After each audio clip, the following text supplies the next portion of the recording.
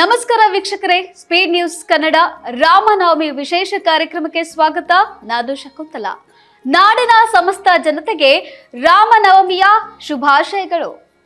ಭಕ್ತರ ಹೃದಯಗಳಲ್ಲಿ ಭಕ್ತಿ, ಶಾಂತಿ ಮತ್ತು ಧರ್ಮದ ಬೆಳಕನ್ನು ಹಚ್ಚುವ ಪವಿತ್ರ ಹಬ್ಬವೇ ಶ್ರೀರಾಮನವಮಿ. ಈ ದಿನ ಕೇವಲ ಶ್ರೀರಾಮನ ಜನ್ಮದಿನವಷ್ಟೇ ಅಲ್ಲ, ಅದು ಮಾನವನ ಜೀವನಕ್ಕೆ ದಾರಿದೀಪವಾಗಿರುವ ಸತ್ಯ, ಧರ್ಮ ಮತ್ತು ನೀತಿಯ ಆಚರಣೆಗೂ ಸಂಕೇತವಾಗಿದೆ. ಚೈತ್ರ ಮಾಸದ ಶುಕ್ಲ ಪಕ್ಷದ ನವಮಿಯಂದು ಈ ಹಬ್ಬವನ್ನು ಆಚರಿಸಲಾಗುತ್ತದೆ. ಇದರಿಂದಲೇ ಪ್ರಕೃತಿ ಹೊಸ ಚೈತನ್ಯವನ್ನು ಪಡೆದುಕೊಳ್ಳುವ ಕಾಲದೊಂದಿಗೆ ರಾಮನ ಜನ್ಮವೂ ಕೂಡ ಹೊಂದಿಕೆಯಾಗುತ್ತದೆ. ಶ್ರೀರಾಮನು ಮರ್ಯಾದಾ ಪುರುಷೋತ್ತಮ್ ಎಂಬ ಪದವಿಯನ್ನು ಪಡೆದಿದ್ದು, ಅವರ ಜೀವನದ ಪ್ರತಿಯೊಂದು ಕ್ಷಣವೂ ನಿಯಮ, ಶಿಸ್ತು ಮತ್ತು ಧರ್ಮದ ಅನುಸರಣೆ ಎಂಬ ಮೌಲ್ಯಗಳನ್ನು ಪ್ರತಿಬಿಂಬಿಸುತ್ತದೆ. ಶ್ರೀರಾಮ ರಾಜ್ಕುಮಾರನಾಗಿದ್ರೂ ಕೂಡ ತಂದೆಯ ಮಾತಿಗೆ ಗೌರವ ನೀಡಿ ಅರಣ್ಯ ವಾಸವನ್ನು ಸ್ವೀಕರಿಸಿದ್ರು. ಪತ್ನಿ ಸೀತೆಯನ್ನು ರಕ್ಷಿಸಲು ಅನೇಕ ಕಷ್ಟಗಳನ್ನು ಎದುರಿಸಿದ ಮತ್ತು ಕೊನೆಗೆ ರಾವಣನನ್ನ ಸಂಹರಿಸಿ ಧರ್ಮವನ್ನು ಸ್ಥಾಪಿಸಿದ್ದು, ಇವೆಲ್ಲವೂ ಶ್ರೀರಾಮನವರ ಆದರ್ಶ ವ್ಯಕ್ತಿತ್ವದ ಉದಾಹರಣೆಗಳಾಗಿವೆ. ಪುರಾಣಗಳಲ್ಲಿ, ವಿಶೇಷವಾಗಿ ರಾಮಾಯಣದಲ್ಲಿ ರಾಮನವಮಿಯ ಮಹತ್ವವನ್ನು ಅತ್ಯಂತ ಭಾವನಾತ್ಮಕವಾಗಿ ವಿವರಿಸಲಾಗಿದೆ. ಅಯೋಧ್ಯೆಯ ರಾಜ ದಶರಥನಿಗೆ ಸಂತಾನ ಭಾಗ್ಯ ಇಲ್ಲದಿದ್ದಾಗ ಯಜ್ಞದ ಪ್ರತಿಫಲವಾಗಿ ಶ್ರೀರಾಮನು ಜನಿಸಿದ್ರು. ಈ ಜನ್ಮವು ದೇವರ ಆಶೀರ್ವಾದದಿಂದ ಸಂಭವಿಸಿದ್ದು ಎಂದು ನಂಬಲಾಗ್ತದೆ. ರಾಮನ ಜನನವು ಕೇವಲ ಒಂದು ಕುಟುಂಬಕ್ಕೆ ಸಂತೋಷ ನೀಡಲಿಲ್ಲ, ಅದು ಧರ್ಮವನ್ನು ಸ್ಥಾಪಿಸಲು ಬಂದ ದೈವಿಕ ಶಕ್ತಿಯ ಅವತಾರವಾಗಿತ್ತು. ರಾಮನವಮಿ ಆಚರಣೆಗಳು ದೇಶದಾದ್ಯಂತ ವೈವಿಧ್ಯಮಯವಾಗಿ ದೇವಸ್ಥಾನಗಳಲ್ಲಿ ರಾಮನಿಗೆ ವಿಶೇಷ ಪೂಜೆಗಳು, ಅಲಂಕಾರಗಳು ಮತ್ತು ಅಭಿಷೇಕಗಳು ನಡೆಯುತ್ತವೆ.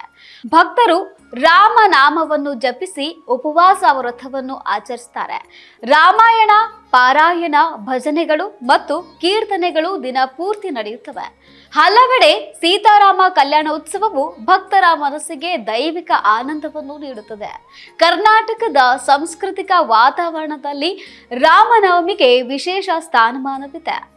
ಬೆಂಗಳೂರಿನಲ್ಲಿ ಹಲವೆಡೆ ನಡೆಸುವ ರಾಮನವಮಿ ಸಂಗೀತೋತ್ಸವ ದೇಶದ ಖ್ಯಾತ ಸಂಗೀತಗಾರರನ್ನು ಒಂದೇ ವೇದಿಕೆಗೆ ತರಿಸುತ್ತದೆ.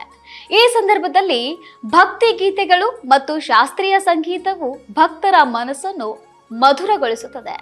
ಮನೆ ಮನಗಳಲ್ಲಿ ಪಾನಕ, ನೀರು ಮಜ್ಜಿಗೆ, ಕೋಸಂಬರಿ ಮತ್ತು ಪಾಯಸವನ್ನು ತಯಾರಿಸಿ ರಾಮನಿಗೆ ನೈವೇದ್ಯವಾಗಿ ಅರ್ಪಿಸುವುದು ವಿಶೇಷ ಸಂಪ್ರದಾಯವಾಗಿದೆ.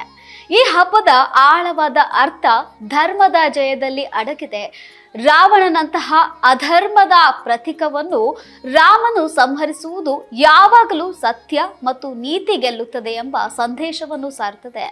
ಇಂದಿನ ಯುಗದಲ್ಲಿ ಜೀವನದ ಒತ್ತಡಗಳು ಮತ್ತು ಸವಾಲುಗಳ ನಡುವೆ ರಾಮನ ಆದರ್ಶಗಳು ನಮಗೆ ಧೈರ್ಯ ಮತ್ತು ಶಾಂತಿಯನ್ನು ನೀಡುತ್ತವೆ. ಅವರ ಸಹನೆ, ಕ್ಷಮೆ ಮತ್ತು ನಿಷ್ಠೆ ನಮ್ಮ ಜೀವನವನ್ನು ಉತ್ತಮಗೊಳಿಸಲು ಮಾರ್ಗದರ್ಶನವಾಗುತ್ತದೆ. ರಾಮನವಮಿಯಂದು ದಾನ ಧರ್ಮಕ್ಕೂ ವಿಶೇಷ ಮಹತ್ವವಿದೆ.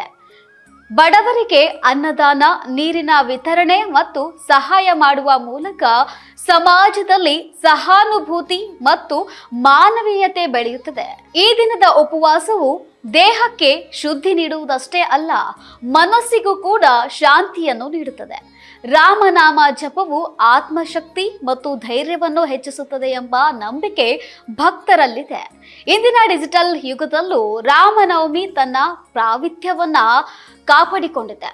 ಸಾಮಾಜಿಕ ಜಾಲತಾಣಗಳಲ್ಲಿ ರಾಮನ ಭಕ್ತಿ ಗೀತೆಗಳು, ಸಂದೇಶಗಳು ಮತ್ತು ಕಥೆಗಳು ಹಂಚಿಕೊಳ್ಳುವ ಮೂಲಕ ಈ ಹಬ್ಬದ ಮಹತ್ವವನ್ನು ಯುವ ಜನತೆಗೆ ತಲುಪಿಸಲಾಗುತ್ತದೆ. ಆದರೆ ಹಬ್ಬದ ಅರ್ಥವು ನಮ್ಮ ಒಳ ಮನಸ್ಸಿನಲ್ಲಿ ರಾಮನ ಗುಣಗಳನ್ನು ಅಳವಡಿಸಿಕೊಳ್ಳುವುದಲ್ಲದೆ ಬೇರೆ ಏನೂ ಅಲ್ಲ. ಒಟ್ನಲ್ಲಿ ಶ್ರೀರಾಮನವಮಿ ನಮ್ಮ ಜೀವನವನ್ನು ಮರುಪರಿಶೀಲಿಸಲು ಅವಕಾಶ ನೀಡುವ ಹಬ್ಬವಾಗಿದೆ.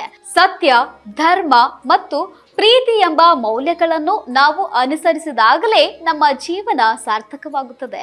ರಾಮನ ಜೀವನವು ಕೇವಲ ಒಂದು ಕಥೆಯಲ್ಲ, ಅದು ಪ್ರತಿಯೊಬ್ಬರಿಗೂ ದಾರಿದೀಪವಾಗಿದೆ. ಧರ್ಮವೇ ಜಯಿಸುತ್ತದೆ, ಸತ್ಯವೇ ಉಳಿಯುತ್ತದೆ. ನೋಡ್ತಾ ಇರಿ ಸ್ಪೀಡ್ ನ್ಯೂಸ್ ಕನ್ನಡ, ಸುದ್ದಿ ನಿಮ್ಮದು, ವೇಗ ನಮ್ಮದು.